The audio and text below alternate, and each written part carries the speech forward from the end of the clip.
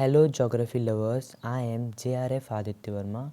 और आज हम बात कर रहे हैं उसी जो MP सेट था, MP सेट 2017 ज्योग्राफी का पेपर हम डिस्कस कर रहे हैं।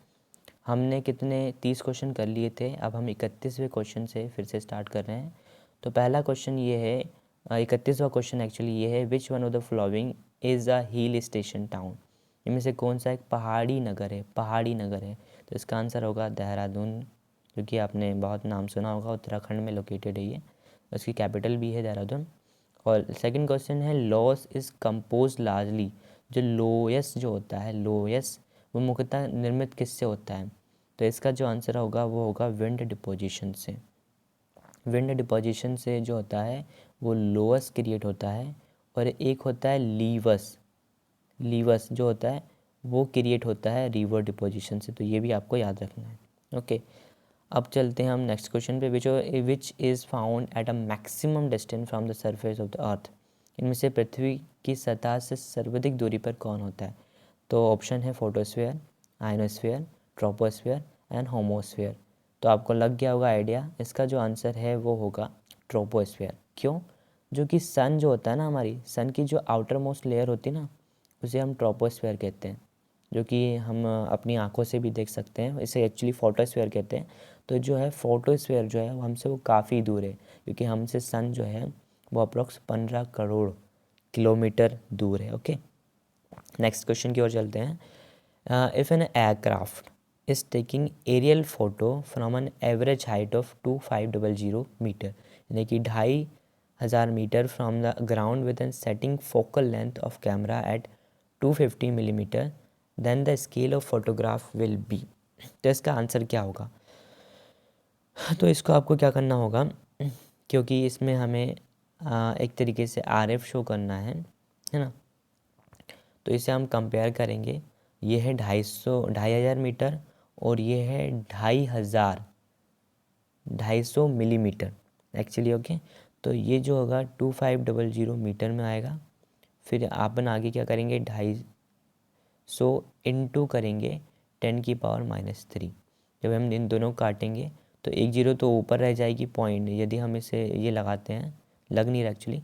तो ये जो है एक जीरो यहाँ रह जाएगी और एक जीरो, और जो 3 जीरो है जो माइनस में है, जब ये ऊपर आएगी तो 4 जीरो हो जाएगी। तो देख लीजिए कौन सा आंसर जो दिख रहा है। तो आप देख सकते हैं कि 4 जीरो जो है सिर्फ सी ऑप्शन में है, तो इसका आंसर सी होगा। In which river valley of India has successfully regional planning occurred. Bharat के किस घाटी में सफल क्षेत्रीय नियोजन हुआ था। वो भी पहली बार ही हुआ था, और पहली बार में ही सफल जो है वैली प्रोजेक्शन, जो वैली सफल क्षेत्रीय नियोजन हो गया था, वैली प्लानिंग हो गया था। तो इसका आंसर होगा दामोदर वैली, जो कि कौन कौन से राज्य में हुई थी। एक तो है झारखंड और कुछ पार्ट आता है छत्तीसगढ़ का भी। तो इन दोनों राज्य जो हैं वहाँ पर दामोदर वैली प्रोजेक्ट चला था। The reason behind winter session rain in the western Himalaya. जो वेस्टर्न हिमालयाज हैं, शीत ऋतु में पश्चिमी हिमालय में होने वाली वर्षा का कारण क्या है। तो इसका आंसर आएगा वेस्टर्न डिस्टर्बेंस। क्यों क्रिएट होता है ये, जो हमारा भूमध्य सागर क्षेत्र है, जिसे हम कहते हैं मेडिटेरियन रीजन, वहाँ पे क्या होता है, एक हाई प्रेशर क्रिएट होता है। और इंडिया के जो वेस्टर्न हिमालयन पार्ट है, यानी कि पंजाब और हमारे राजस्थान के आसपास, वहाँ पे क्या क्रिएट होता है, लो प्रेशर। तो जब हाई प्रेशर से लो प्रेशर पर विंड जब मूव करती है तो यहाँ पे एक वेस्टर्न डिस्टर्बेंस क्रिएट होता है, जिसके कारण यहाँ पर तूफान आते हैं और बारिश होती है हल्की सी।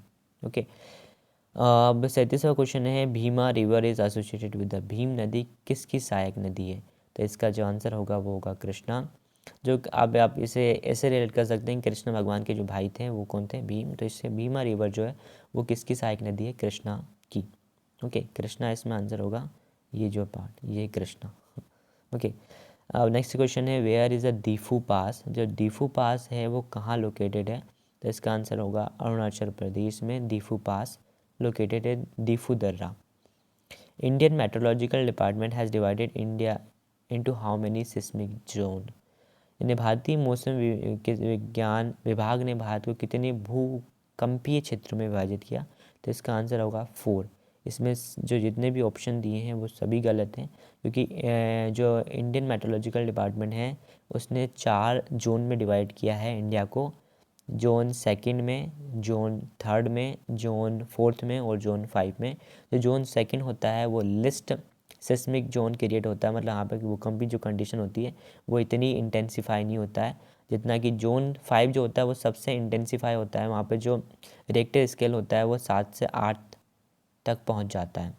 ओके, और इसीलिए 4 भागों में बांटा गया है, 5 गलत होगा। जोन 1 जो है वो कोई सा भी जोन नहीं होता है इंडियन मेट्रोलॉजिकल डिपार्टमेंट के अकॉर्डिंग।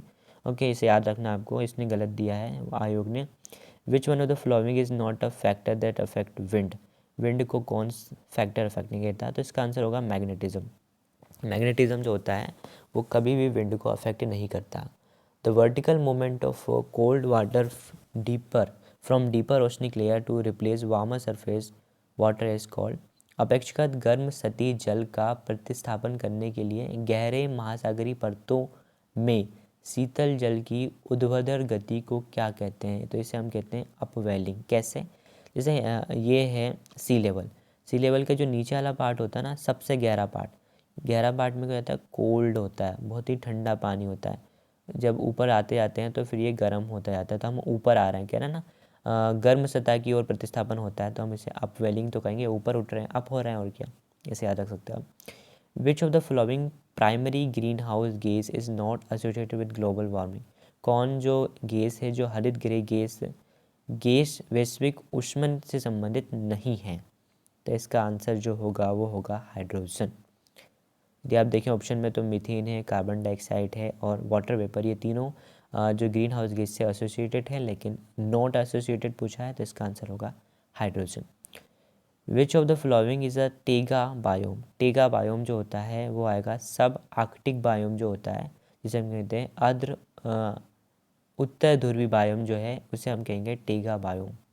ओके, अब हम आगे चलते हैं। The transition zone between two ecosystem, बहुत ही क्वेश्चन हर एक एग्जाम में आता है ये, तो इसका जो आंसर आएगा वो क्या आएगा, लास्ट ऑप्शन है ये इकोटोन।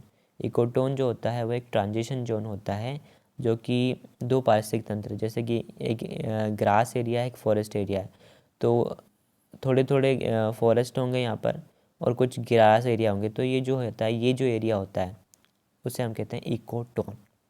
आगे क्वेश्चन है 45 the book entitled Perspective on Nature of Geography published in the year 1959 was authored by। 1959 में एक प्रकाशित पुस्तक है जिसका नाम है perspective on nature of geography. ये किसके द्वारा लिखी गई है, इसके लेखक कौन है, तो इसका जो आंसर है वो है रिचर्ड हॉटसन। इन्होंने लिखी है ये बुक जिसका नाम है perspective on nature of geography.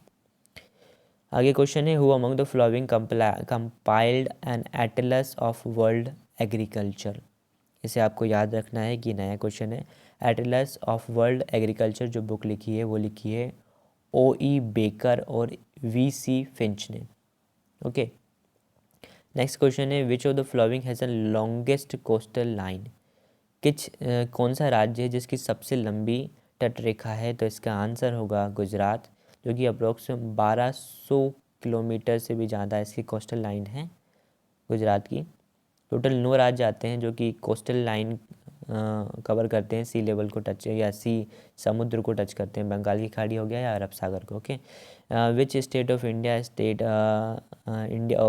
India concentrate of laterite soil is higher. सबसे ज़्यादा जो लेटराइट सॉइल है ना वो मिलती है कर्नाटक राज्य में। कौन से, कर्नाटक में। लेकिन इन ऑप्शन में जो ऑप्शन दिया है उसके अकॉर्डिंग हम कहें तो उड़ीसा जो राज्य है वहाँ पे हमें सबसे ज़्यादा लेटराइट सॉइल प्रेजेंस देखने को मिलता है। The valley of Kashmir lie between which of the flowing ranges. जो कश्मीर वैली है वो किन किन रेंजेस के बीच में मौजूद है, तो इसका आंसर होगा पीर पंजाल और जाश्कर जो रेंज है, यानी कि PJZ को आप ऐसा कुछ बना सकते हैं।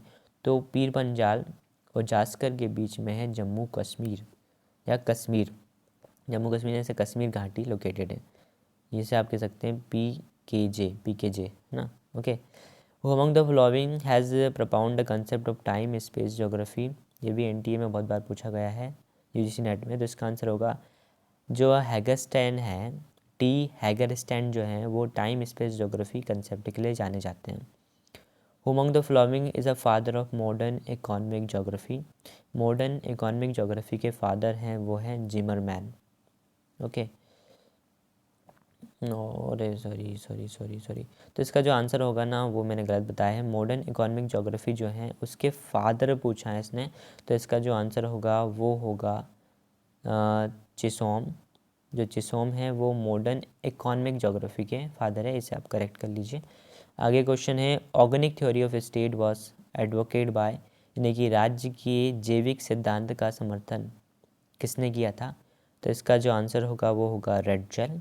रेडजेल ने जो है वो दिया है ऑर्गेनिक थ्योरी ऑफ स्टेट। और किर्को एक्चुअली इसे हम पढ़ेंगे किरकुक। किरकुक जो क्षेत्र है वो एक तेल क्षेत्र है, ऑयल फील्ड एरिया है। ये वर्ल्ड में कहाँ लोकेटेड है, इसका आंसर आपको बताना है। तो इसका आंसर होगा इराक, जो इसकी कैपिटल बगदाद है वहाँ पर लोकेटेड है किरकुक, जो कि एक ऑयल फील्ड एरिया है, जो कि वर्ल्ड का most famous oil field area है ये। आगे हम बढ़ते हैं। In which of the following in which racial groups the Lepchas belong to. Lepchas जो हैं जो कि हमारे सिक्किम रीजन में देखने को मिलती है, तो ये किस प्रजाति का समूह है जो कि हमें सिक्किम में भी और मेघालय रेंज में भी देखने को मिल जाती है? तो इसका जो आंसर होगा वो होगा मंगोलाइड। मंगोलाइड जो हैं वो होते हैं लेप्चा ग्रुप के अकॉर्डिंग उसके अंदर आते हैं, हम इसे काउंट करते हैं मंगोलाइड में लेप्चास को। व्हाट इज़ लेंडर काफ्ट कुंडे? लेंडर सॉफ्ट एक्चुअली है। लेंडर सॉफ्ट कुंडे जो है वो क्या है? तो it is a science of landscape ना, it is a science of landscape is an लैंड सॉफ्ट कुंडे। ओके, आगे बढ़ते हैं। Which sector of economy is most important for economic development? इसका आंसर होगा टर्शरी। क्यों? टर्सरी जो है इसकी जो ग्रोथ रेट है ना हमेशा 2 डिजिट में आती है, यदि कभी तो 20% ग्रोथ है तो कभी 30% है। और इसका जो ओवरऑल जीडीपी में जो परसेंटेज है वो काफ़ी हाई होता है, अप्रोक्स 30 to 40%। इसलिए इसे ही हम कहते हैं कि दिस इज़ अर्थव्यवस्था का सबसे महत्वपूर्ण जो आर्थिक विकास क्षेत्र जो होता है वो होता है टर्शरी, तृतीयक। विच of the following is not plantation agriculture? कौन सा बागवानी कृषि नहीं है? तो कपास जो है जो कि हमें महाराष्ट्र रीजन और गुजरात रीजन में देखने को मिलती है, क्योंकि यहाँ पे काली मिट्टी यानी कि ब्लैक सॉइल प्रेजेंट है। तो जो कपास है वो एक बागवानी कृषि नहीं है, लेकिन कॉफ़ी हो गया, टी हो गया, रबर जो होगा ये बागवानी कृषि, बागानी या फिर कहते हैं प्लांटेशन एग्रीकल्चर के अंदर आता है। रोबर का केव्स आर एसोसिएटेड, रोबर गुफा जो है वो कहाँ लोकेटेड है? इसका आंसर जो होगा वो होगा देहरादून में। देहरादून जो है वहाँ पर हमें देखने को मिलती है रोबर गुफा, इसे आपको याद रखना होगा। रोबर केव कहाँ पर है? देहरादून में। स्वेज कैनाल किससे ज्वाइन करती है? स्वेज नहर जो है वो किससे ज्वाइन करती है? तो इसका आंसर होगा लाल सागर और भूमध्य सागर, यानी कि रेड सी और मेडिटेरियन सी को ज्वाइन करता है स्वेज कैनाल, जो कि एक आर्टिफिशियल कैनाल है। The basis of an reorganisation of state in India, तो 1956 में भारत में राज्यों के पुनर्गठन का आधार क्या था? तो इसका आंसर होगा भाषा के आधार पर हमने 1956 में राज्यों को बांटा था। वो सबसे पहले 1953 में ही सबसे पहले जो राज्य डिवाइड हुआ था वो हुआ था आंध्र प्रदेश, जो कि आंध्र प्रदेश हुआ था भाषा के आधार पर। फिर धीरे धीरे बहुत सारे स्टेट जो हैं जैसे कि महाराष्ट्र हो गया मराठी के आधार पर, ऐसे धीरे धीरे बहुत सारे स्टेट 1956 के बाद डिवाइड होने लगे। नेक्स्ट क्वेश्चन की ओर आगे बढ़ते हैं। द हार्टलैंड थ्योरी हृदय स्थल सिद्धांत व्याख्या करता है, क्या एक्सप्लेन करता है हार्टलैंड थ्योरी? हार्टलैंड थ्योरी जो है वो 1945 में दी है, किसने? मैकिंडर ने दी है। और ये बताता है struggle between land power and sea power, यानी धरा शक्ति और समुद्रिक शक्ति के मध्य संघर्ष की बात करता है heartland theory. The place on the ground surface which record the seismic wave first time is called. अच्छा क्वेश्चन है, इसका आंसर होगा एपी सेंटर। कैसे? जैसे कि कोई सा भी एरिया भूकंप आया वहाँ पर, तो ये सरफेस एरिया अर्थ का, तो ये जो नीचे सबसे पहले जहाँ से पी वेव या फिर एस वेव और एल वेव निकली, तो जनरली तो अर्थ सरफेस के अंदर से पी और एस वेव ही निकलती है। तो ये जो एरिया है यहाँ पर, ये है फोकस, अर्थ का फोकस। लेकिन सबसे पहले जो ग्राउंड सरफेस पे जब वो वेव टकराती है, जिससे फिर एल वेव प्रोड्यूस होती है जो कि सबसे डिस्ट्रक्टिव होती है, तो हम इसे कहते हैं AP centre. The time different between two longitude, दो लॉन्गिट्यूड के बीच में डिफरेंस जो होता है वो 4 मिनट का होता है, जिसे आप कैलकुलेट भी कर सकते हैं। When wind blow from the centre to the outside is called, इसे हम कहते हैं एंटी साइक्लोन। कैसे समझेंगे? जब भी कोई विंड है वो सेंटर से आउटसाइड जा रही है तो हम उसे क्या कहेंगे? उसे हम कहेंगे एंटी साइक्लोन। यदि आप यहाँ समझें तो शायद अच्छा रहेगा। देखिए, ये है हाई प्रेशर एरिया। जो हाई प्रेशर एरिया है ये एंटी साइक्लोन, ये डाइवर्जेंट रीजन है। तो ये सेंटर से क्या हो रहा है, बाहर जा रही है हवाएं। तो हम जब ये चीज़ कंडीशन होगी तो एंटी साइक्लोन बनेगा, और जब सेंटर के अंदर हवा आएगी तो क्या बनेगा? साइक्लोन बनेगा। ओके, नेक्स्ट क्वेश्चन के आगे बढ़ते हैं। Cumulative frequency distribution is shown by ogive. Ogive के द्वारा क्यूमुलेटिव फ्रीक्वेंसी डिस्ट्रीब्यूशन शो किया जाता है। नेक्स्ट क्वेश्चन है विच of the following is an example of erosional landform. Erosional landform का एग्जांपल कौन सा है? तो इसका आंसर आएगा ड्रिमिकेंटर। ड्रिमिकेंटर जो है विंड के कारण इरोजन होके बनता है। तो इरोजनल यानी कि अपरदनात्मक स्थल का उदाहरण है ड्रिमिकेंटर, जिसे ड्राई कैंटर भी कहते हैं। The position of sun moon and earth is straight line. जब सन हो गया हमारा, अर्थ हो गया और जब मून हो गया, जब तीनों एक ही स्ट्रेट लाइन में हो गए तो उसे हम क्या कहेंगे? उस कंडीशन को क्या कहेंगे? उसे हम कहेंगे सीजीगी, युति व्युति। ओके, नेक्स्ट क्वेश्चन है westerlies are example of. Westerlies जो होती है उसे हम कहते हैं माइक्रो, एक्चुअली मैक्रो कहते हैं इसे, समिष्ट वायुमंडलीय गतियाँ यानी कि मैक्रो एटमॉस्फेरिक मोशन। जैसे ये हमारी अर्थ है, ये जो रीजन होता है यहाँ पे चलते हैं बाउंडर यानी ट्रॉपिक रीजन में। टेम्परेट रीजन में वेस्टर्लीज चलती है, और इसके सबसे ऊपर जो होता है वो पोलर रीजन होता है। ओके, यहाँ पे बहुत ही कम माइक्रो स्केल एटमॉस्फेरिक मोशन होते हैं। 69वां क्वेश्चन है seasonal contrast in atmospheric pressure between land and sea give rise the. स्थल और सागर के बीच वायुमंडलीय दबाव या दाब में मौसमी अंतर उत्पन्न करता है मानसून। इसे आपको याद रखना। लास्ट क्वेश्चन है विच of the following is not correct. इसमें से कौन सा करेक्ट नहीं है? तो इसका जो आंसर है वो है सी, जो कि गलत दिया हुआ है। तो आप थोड़ा सा समझ लीजिए। जो पहला इसमें दिया है salinity decrease due to the precipitation, बिल्कुल सही है। यदि पानी के अंदर, जैसे समुद्र का कोई पानी है, यदि उसमें आप बारिश कर देंगे, जैसे समुद्र के पानी में यदि बारिश होती रहती है तो उसकी जो सैलिनिटी है ना वो अपने आप कम होती जाएगी, तो रिड्यूस होगी। सही है बिल्कुल ये तो। नेक्स्ट है salinity increase due to high evaporation. यदि ज़्यादा सन की वर्टिकल रेसेस पड़ेगी लगातार पानी पे तो पानी इवापोरेट होगा, ऊपर जाएगा, वाष्पन होगा, तो इससे क्या होगा? इससे सैलिनिटी इंक्रीज होगी। ये भी सही है। डी लास्ट ये है कि salinity rise varies due to the mixing of water from different character. बिल्कुल, यदि कोई बिल्कुल लैंड लॉक्ड सी है, यदि उसमें हर जगह से पानी आ रहा है तो आप देखेंगे कि उसकी जो सैलिनिटी है वो काफ़ी कम है, तो वेरी करती है। तो जो सी है वो क्या पूछा है? उसमें पूछा है कि इसमें से कौन सा करेक्ट नहीं है, तो इसका सी जो है वो करेक्ट नहीं होगा, और इसका हमारा यही आंसर होगा, क्योंकि जो सैलिनिटी है वो एटमॉस्फेरिक प्रेशर जो होता है और एंटी साइक्लोनिक कंडीशन होती है उस पर वेरी नहीं करता है। ओके गाइज़, आगे हम 71 क्वेश्चन जो है वो नेक्स्ट वीडियो में देखेंगे। Thank you. यदि ये वीडियो अच्छा लगा तो आप वीडियो को लाइक कर सकते हैं।